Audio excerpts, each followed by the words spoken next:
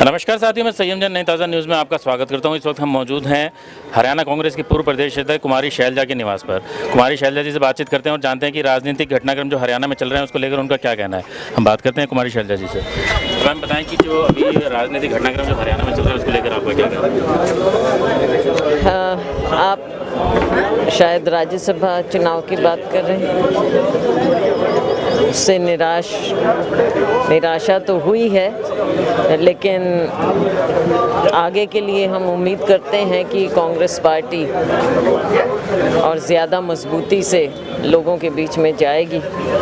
और कांग्रेस पार्टी से क्योंकि लोग उम्मीद भी करते हैं आवाज़ उठाने के लिए, लोगों की आवाज़ उठाने के लिए, ये सरकार की जो भ्रष्ट जन विरोधी नीति हैं उनको उजागर करने के लिए, तो कांग्रेस पार्टी इस बात को पीछे छोड़कर अब आगे बढ़ेगी, लोगों के बीच में जाएगी। तो आपको क्या लगता है कि जो अभी चुनाव में जो हार हुई कांग्रेस की राज्यसभा चुनाव में, उससे क्या कारण आपको नजर आ रहा है? मतलब जो के अंदर भीतर घात हुई और जो उसके कार्रवाई जो की गई है, क्या सही की? देखो, एक वोट का तो मालूम था, क्योंकि कुलदीप जी पहले से ही काफ़ी समय से अपनी बात रख रहे थे, तो कोशिश तो की गई होगी किसी लेवल पर, क्योंकि मालूम था इनका।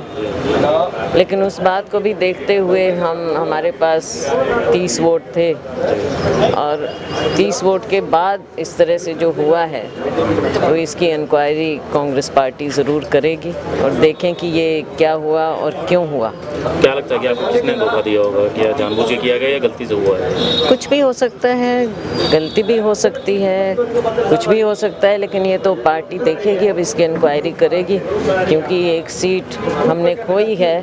और माकन जी जैसे हमारे सीनियर पार्टी के वो एक नेता हैं, दिग्गज नेता हैं, हमारे कॉलीग हैं, और हरियाणा से जहाँ की हमारी एक सीट पक्की होनी चाहिए थी, वहाँ से हमने उनको भी निराश किया, कांग्रेस पार्टी को भी निराश किया, हम सभी निराश हुए। लोगों में भी एक निराशा आई कि ये ऐसा होना नहीं चाहिए था, और जो सरकार का भी इसमें गिनती में रवैया रहा जो सुनने में आ रहा है, उसको भी देखा जाएगा आगे लीगली। लगता है कि कुलदीप जी जिस तरीके से पीछे काफ़ी समय से आवाज़ उठा रहे थे कि उनकी बातें नहीं सुनी जा रही हैं, उन्हें समय नहीं दिया जा रहा, तो आपको क्या लगता है इस तरीके से नेताओं को, बड़े नेताओं को समय ना देना जो हाईकमान है वो गलत कर रही है? नहीं, देखो ऐसा नहीं है, और राहुल जी की बहुत व्यस्तताएं हैं और राहुल जी मिलते भी हैं। केवल एक बिंदु पर हमें नहीं रखना चाहिए, दूसरे नेताओं से बात करके, और दूसरे नेताओं ने उनसे बात करना चाहिए थी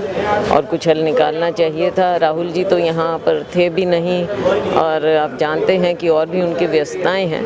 हर चीज़ को हम केवल राहुल जी तक ले जाएं या कुछ, वो भी हमारे लिए कोई ठीक बात नहीं है। लेकिन जो बात होती है कांग्रेस के अंदर ही हमें उनका हल निकालना चाहिए, बजाय इसके कि कोई ऐसी एक्शन हो। अब जैसे हुआ तो कांग्रेस पार्टी को एक उसका एक्शन लेना भी पड़ा हाईकमांड को, तो ये तो फिर एक्शन अगर ना लेते तो वो भी, देखो एक संगठन में एक अनुशासन तो होता ही है और होना चाहिए। तो एक्शन के बाद एक बात ये भी उठी है कि पिछली बार जब पिछले चुनाव थे तो शाही बदली गई थी, तो उसके ऊपर एक्शन नहीं हुआ, उनका पता होने के बावजूद एक्शन। देखो वो तो अब पुरानी बात है, लेकिन उस समय भी वो जो हुआ वो अच्छा नहीं हुआ था।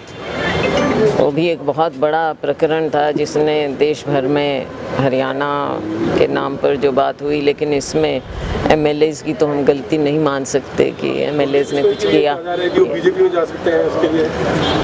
अब ये तो देखो, इसका जवाब तो वो ही दे पाएंगे, इसका तो हम क्या कह सकते हैं। लगाए जा रहे थे कि आपको जो है राज्यसभा भेजा जा सकता, तो आपको टिकट नहीं मिला। नहीं, ऐसी कोई बात नहीं है। देखो, ये हाईकमांड का फैसला होता है, और हाईकमांड जो भी फैसला करते हैं, मुझे तो आप जानते हैं, मैं तो हमेशा हमने हर बात को पार्टी को ऊपर समझा है, और मैं नहीं समझती कि हमें अपने व्यक्तिगत कोई स्वार्थ रखने चाहिए पार्टी के सामने। अच्छा, एक आज राहुल जी जो है ईडी के सामने पेश हुए, तो उसको लेकर प्रदर्शन किए जा रहे हैं कांग्रेस की तरफ से, उस पर आप क्या कहते हैं? देखो, जिस तरह से ना केवल लोकतंत्र की, लेकिन लोकतंत्र के लिए मजबूत विपक्ष की, और मजबूत विपक्ष में राहुल गांधी जी अकेले ऐसे हैं जिनकी आवाज़ बुलंद है लोगों के लिए और इस सरकार की गलत नीतियों के खिलाफ। अब राहुल गांधी जी और कांग्रेस पार्टी का शीर्ष नेतृत्व सोनिया जी, इनके ऊपर अगर इस तरह की एक्शन होगी तो सारा देश देख रहा है कि किस तरह से ईडी का इनका दुरुपयोग किया जा रहा है, और अगर इनकी आवाज़ दबाने की कोशिश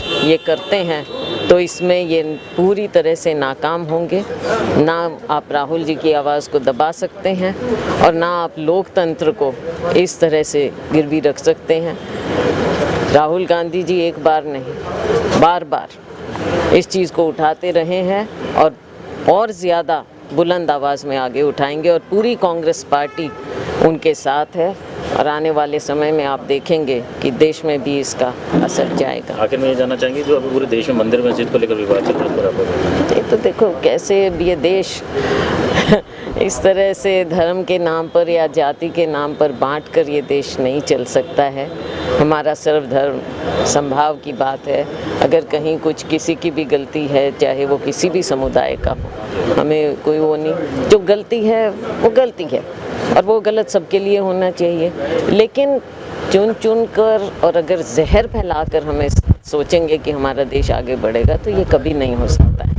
एक और चीज़ जानना चाहेंगे तो हरियाणा में आप कांग्रेस की मजबूती के लिए क्या किया जाना चाहिए जिससे कि आगे आने वाले चुनाव में कांग्रेस आगे अपना अच्छे तरीके से अलग चुनाव लड़कर जीत हासिल कर सके? देखो, सबको मैं ये पहले भी कहती थी, चाहे जब मैं अध्यक्ष थी, लोगों को मिलजुल कर आगे बढ़ना चाहिए, लेकिन मिलजुल कर चलने के लिए तो सबको मन भी अपने ठीक करने चाहिए, और तभी लोगों में हम जा पाएंगे, और लोगों में जाने का कोई विकल्प नहीं है।